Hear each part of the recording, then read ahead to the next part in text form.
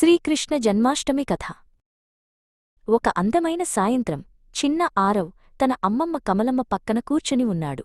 రేపు శ్రీకృష్ణ జన్మాష్టమి అని కమలమ్మ చెప్పింది. ఆరవ్కు ఉత్సాహంగా అనిపించింది. అమ్మమ్మా, జన్మాష్టమి అంటే ఏమిటి? మనం ఎందుకు జరుపుకుంటాము అని ఆరవ్ అడిగాడు. కమలమ్మ ప్రేమగా నవ్వి ఒక కథ చెప్పడం మొదలుపెట్టింది. చాలా కాలం క్రితం ద్వాపరయుగంలో మధుర అనే నగరంలో ఒక క్రూరమైన రాజు కంసుడు ఉండేవాడు.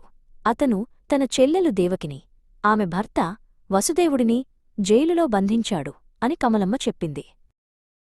కంసుడు దేవకికి పుట్టే 8వ సంతానం తనను చంపుతుందని ఒక ఆకాశవాణి విన్నాడు. అందుకే అతను దేవకికి పుట్టిన ప్రతి బిడ్డను చంపేశాడు అని ఆమె వివరించింది. కాని 8వ బిడ్డగా శ్రీకృష్ణుడు జన్మించాడు. ఆ రాత్రి కృష్ణుడు పుట్టగానే జైలు తలుపులు తెరుచుకున్నాయి. కాపలాదారులు నిద్రపోయారు అని కమలమ్మ చెప్పింది. వసుదేవుడు చిన్న కృష్ణుడిని ఒక బుట్టలో పెట్టుకుని యమునా నదిని దాటి గోకులంలో ఉన్న నందుడు యశోదలకు అప్పగించాడు. అప్పుడు యమునా నది కూడా దారి ఇచ్చింది అని కమలమ్మ వివరించింది. శ్రీకృష్ణుడు గోకులంలో పెరిగి అనేక అద్భుతాలు చేశాడు.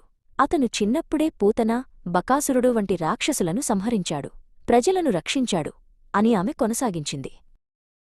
చివరికి కృష్ణుడు కంసుడిని సంహరించి ప్రజలకు స్వేచ్ఛను ప్రసాదించాడు. అందుకే ఆయన పుట్టినరోజును మనం జన్మాష్టమిగా జరుపుకుంటాము. ఇది చెడుపై మంచి సాధించిన విజయానికి గుర్తు అని కమలమ్మ ముగించింది. ఆరవ్ కళ్ళు మెరిశాయి. అమ్మమ్మా, కృష్ణుడు చాలా గొప్పవాడు కదా, మరి మనం జన్మాష్టమికి ఏం చేస్తాము అని అడిగాడు.